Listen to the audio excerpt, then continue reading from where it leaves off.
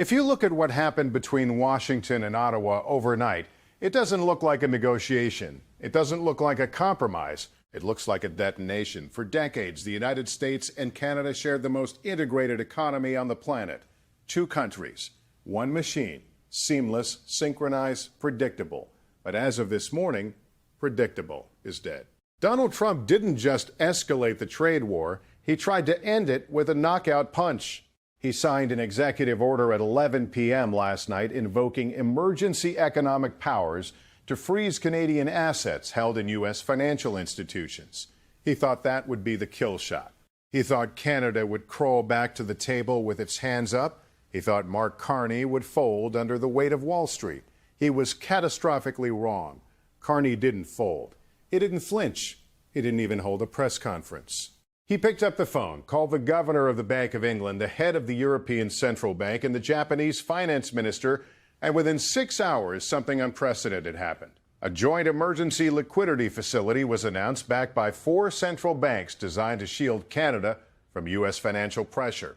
The markets didn't just react. They convulsed. The dollar dropped. Gold surged, and the Dow opened down 700 points before the opening bell even stopped ringing. Trump is scrambling. The Treasury Department is in full crisis mode. And once again, the media is chasing the wrong headline. In the next few minutes, I'm going to show you exactly what happened while you were sleeping, who made the first call, and why the financial architecture of the Western world just cracked down the middle. So let's rewind. Here is exactly what triggered the last 24 hours of chaos. It started with a silence. After the initial tariff standoff, both sides went quiet for 72 hours. Washington took that silence as weakness. They assumed Carney was negotiating internally, that the Canadian business community was pressuring him to cave, that the premiers were revolting behind closed doors. They were wrong about all of it. What Carney was actually doing during those 72 hours was something no one in Washington anticipated. He was building a coalition, not a political coalition, a financial one. Sources inside the Prime Minister's office now confirm that Carney spent those 3 days on encrypted calls with central bank governors across 4 continents. He wasn't asking for sympathy. He was offering a deal. And the deal was simple. He told them, if the United States can weaponize financial infrastructure against its closest ally, none of you are safe. Help me build an alternative. Or wait until it's your turn. That argument landed. It landed hard. Because every finance minister in Europe and Asia has been quietly terrified of exactly this scenario since 2022. They watched the U.S. freeze Russian assets. They watched the U.S. threaten sanctions on Chinese banks. They saw Washington turn the dollar into a weapon. And they all asked the same private question: what happens when they point that weapon at us? Carney gave them the answer. You build a shield before you need one. And that's exactly what they did. The Joint Emergency Liquidity Facility, let's call it what it actually is, a financial NATO. It's a mutual defense pact for central banks. If the U.S. freezes Canadian assets, the facility injects equivalent liquidity from European and Asian reserves. It doesn't replace the money, it neutralizes the leverage. It makes the freeze meaningless. And here is the part that should terrify Washington. It's not just for Canada. The framework is designed to be expandable. Any allied nation that faces U.S. financial coercion can theoretically plug into the system. Carney didn't just protect Canada. He built the infrastructure for the rest of the world to say no to America. Trump found out about this at 5 a.m. this morning. We know this because his first Truth Social post hit at 5:07 a.m. all caps. 6 exclamation points. He called Carney a traitor to the Western world. He called the European Central Bank a puppet of socialism. He threatened to pull the U.S. out of the IMF. The posts kept coming every 4 minutes for 45 minutes straight. That's not strategy. That's panic. Let me show you the receipts, because this isn't about politics anymore. This is about the plumbing of the global economy. And the pipes are cracking. Receipt number 1. The dollar index. Within 2 hours of the facility announcement, the U.S. dollar index dropped 1.8%. That doesn't sound like a lot. It is enormous. The dollar index doesn't move like that on a Tuesday morning. It moves like that during financial crises. The last time it dropped that fast in a single session was March 2020. The message from the market is clear. Confidence in the dollar as a neutral global reserve currency just took a bullet. Not a fatal one. Not yet. But the bleeding has started. And Carney, the former central banker, knows exactly where that wound leads if it isn't treated. Receipt number 2, the bond market. This is where it gets really ugly for the White House. U.S. Treasury yields spiked this morning, not because of inflation expectations, because of trust expectations. Foreign holders of U.S. debt are quietly asking a question they have never had to ask before. If Washington will freeze allied assets over a trade dispute, are our Treasury holdings actually safe? Japan holds over $1 trillion in U.S. Treasuries. China holds nearly $800 billion. The U.K. holds over $700 billion. These countries just watched America try to financially kneecap Canada. Canada, the country that has fought beside the United States in every major conflict for a century. If Canada isn't safe, nobody is safe. And when nobody feels safe, nobody buys your debt. Yields go up, borrowing costs go up, the deficit gets more expensive, and the whole fiscal house of cards that Washington has been building for 20 years starts to wobble. Receipt number 3, the corporate exodus. This one is happening in real time, and it's the one that's going to hit American workers the hardest. Within hours of Trump's asset freeze order, 3 major Canadian pension funds announced they are reviewing all U.S.-based holdings. The Canada Pension Plan Investment Board alone holds over $300 billion in global assets. A significant chunk of that in American companies, American real estate, American infrastructure. If they start pulling that money, and sources say the review is already underway, the impact on U.S. markets won't be gradual. It will be a cliff. But it's not just Canadian money. Norwegian's sovereign wealth fund, the largest in the world, issued a statement this morning saying they are, quote, monitoring the situation with concern. That's sovereign wealth fund language for we are getting ready to move. Carney knows this. He designed this. He understands that in the modern world, the most powerful weapon isn't a tariff, it isn't a sanction, it's capital flight. And he just showed the world how to trigger it. So what is Trump actually trying to accomplish? Let's be honest about this, because the White House messaging has been all over the place. First, it was about dairy. Then it was about digital services tax. Then it was about border security. Then it was about NATO spending. Now it's about financial sovereignty. The goalposts haven't just moved. They've left the stadium. The truth is, this was never about trade. This is about dominance. Trump cannot tolerate a world where a smaller country tells him no and gets away with it.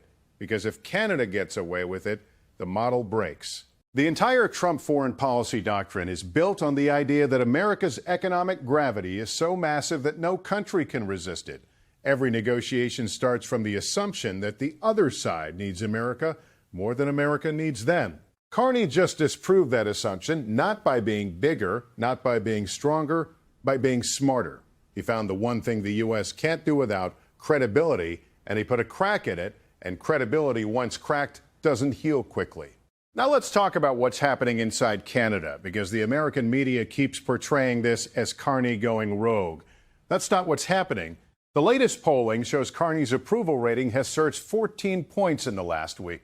14 points. In Canadian politics, that's an earthquake. Canadians across the political spectrum, conservatives included, are rallying behind him. This isn't a left-right issue in Canada anymore. It's a sovereignty issue. The premiers of Alberta and Ontario, who have historically been the most pro-American voices in Canadian politics, issued a joint statement last night supporting Carney's position. Alberta, the province whose entire economy is built on selling oil to the United States, even they have decided that enough is enough. When you've lost Alberta, you've lost the argument. And here's what's really interesting. Canadian consumer behavior is shifting in real time. There's a grassroots movement exploding across social media. Canadians are actively boycotting American products. Not because anyone told them to. Because they're angry, sales of American beer brands dropped 30% in Ontario last week. Canadian tourism to the United States is down 40% compared to this time last year. Cross-border shopping trips, which used to be a weekend tradition for millions of Canadians, have essentially stopped. This is the part Trump didn't calculate. He thought about governments. He forgot about people. 20 million Canadian consumers just decided they don't want American products anymore. That's not a tariff, that's something worse. It's a cultural rejection. And you can't tweet your way out of a cultural rejection, so where does this leave the global order? Let me be blunt. We're watching the birth of a post-American financial system. Not today, not tomorrow. But the architectural drawings are being passed around. Carney's liquidity facility isn't just a defensive measure, it's a proof of concept. It proves that the Western world can function without the U.S. at the center. It proves that the dollar's monopoly is a choice, not a law of physics. And once that idea takes root, it doesn't go away. The BRICS nations have been talking about de-dollarization for years. Everyone dismissed it as fantasy. But Carney just did something the BRICS never could. He made de-dollarization respectable. He made it a Western idea. He made it a democratic idea. When Brazil or China talks about moving away from the dollar, Washington calls it an attack on the free world. When the former governor of the Bank of England does it, what do you call it then? This is the irony that should keep every American policymaker awake tonight. Trump's aggression toward Canada hasn't weakened the enemies of American hegemony. It's given them a blueprint, and the blueprint was drawn by a man who used to run the Western financial system. Carney didn't learn these tools from an adversary. He learned them from inside the machine. He knows where every wire connects. He knows which ones to cut, and he's holding the scissors. Let's talk about the three scenarios going forward, because the situation has evolved since the initial standoff. The old scenarios are dead. Here are the new ones. Scenario A, the negotiated retreat. Trump quietly drops the asset freeze. The tariffs get reduced to a symbolic level. Both sides claim victory. Carney keeps the liquidity facility in place as insurance. The relationship survives, but is permanently scarred. Trust never fully returns. This is the best case scenario. I give it a 30% chance. Scenario B, the slow divorce. The tariffs stay. The asset freeze stays. Canada accelerates its pivot to Europe and Asia. Over the next 2 to 3 years, the economic integration that took 30 years to build is systematically unwound. The border doesn't close, but it thickens. Trade continues, but at reduced levels. Both economies suffer, but both survive. This is the most likely scenario. I give it a 50% chance. Scenario C, the rupture. Trump escalates further. He invokes national security provisions to seize Canadian energy infrastructure on U.S. soil. Canada retaliates by restricting energy exports. The Great Lakes Industrial Corridor shuts down. 1 million jobs disappear in 90 days on both sides of the border. NATO fractures. The Western alliance splits into American and non-American blocs. This sounds extreme. I give it a 20% chance. 6 months ago, I would have given it 2%. That's how fast the ground is shifting.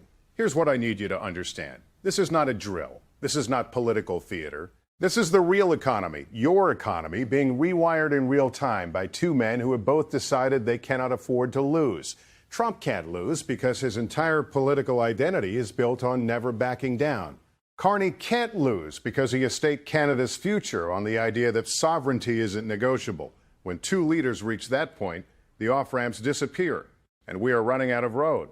The question you should be asking yourself tonight isn't who's right. It's what happens to your job, your savings, your mortgage rate, and the price of gas in your car when two of the world's most integrated economies start treating each other like strangers. Because that's what's happening. Not in theory, not in some think tank white paper. Right now, on your screen, in your portfolio. In the price you're going to pay at the grocery store next Tuesday, Carney bet that the world would back him.